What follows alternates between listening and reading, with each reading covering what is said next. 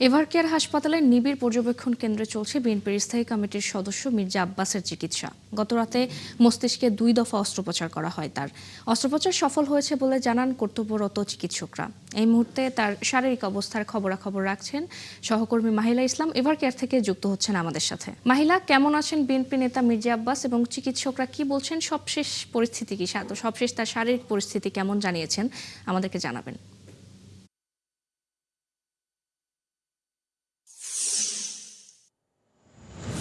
ফারজানা, আপনাকে ধন্যবাদ।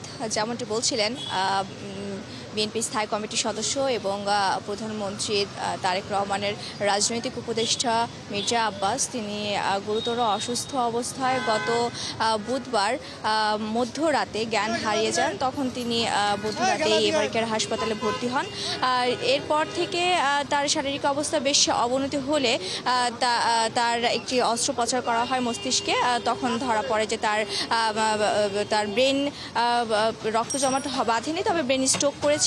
রক্ত জমাট না বাঁধার কারণে তাকে তখন অস্ত্রোপচার করা হয়। কিন্তু সেই অস্ত্রোপচারে যখন কোনো উন্নতি হচ্ছিল না, তখন আসলে তাকে সিঙ্গাপুরে নিয়ে যাওয়ার একটি চিন্তা ভাবনা চলছিল। তবে আগামীর অগ্রগতির ভিত্তি আনোয়ার ইস্পাত, স্ট্রংগেস্ট স্টিল সিন্স 1978। গতকাল রাত্রে প্রায় 5 ঘন্টার মতো একটি অস্ত্রোপচার করা হয় তার মস্তিষ্কে, দ্বিতীয় দফার মতো। সেই অস্ত্রোপচারের পর এখন পর্যন্ত আমরা যেটুকু তথ্য পেয়েছি হাসপাতাল কর্তৃপক্ষ থেকে, যে মির্জা আব্বাসের অবস্থা এখন কিছুটা স্থিতিশীল।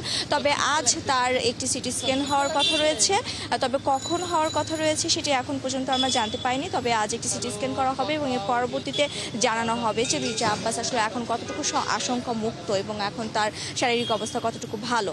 যদি আমি একটু বলে রাখি এখানকার বিষয় সম্পর্কে, যে গত বুধবার মধ্যরাতে ভর্তি হওয়ার পরে বৃহস্পতিবার দল থেকে মির্জা ফখরুল ইসলাম আলমগীর এবং ডক্টর AJM জাহিদ হোসেন, আব্দুল মঈন খান, তারা প্রত্যেকেই কিন্তু যারা কেন্দ্রীয় নেতা রয়েছেন তারা এসেছেন এবং তার এই শারীরিক অবস্থার পর্যবেক্ষণ করছেন এবং পরিবারের পাশে একটি ঢাল হয়ে দাঁড়িয়েছেন।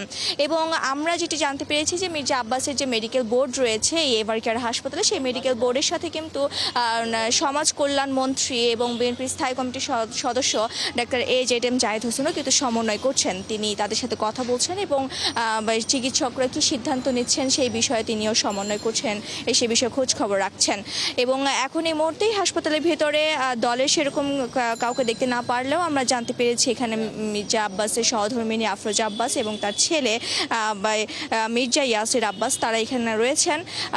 যদি আমরা এখন পর্যন্ত তাদেরকে দেখতে পারিনি, যদি দেখতে পারি হয়তো তাদের সাথে কথা বলার চেষ্টা করব গণমাধ্যম কর্মী, এবং এরপরে হয়তো জানা যাবে যে মির্জা আব্বাসের গতকাল রাতের এই ঘণ্টাখানেকের যেই অস্ত্রোপচার, সেই অস্ত্রোপচারের পরবর্তী সময়ও তার এখন শারীরিক অবস্থা কেমন রয়েছে এখন।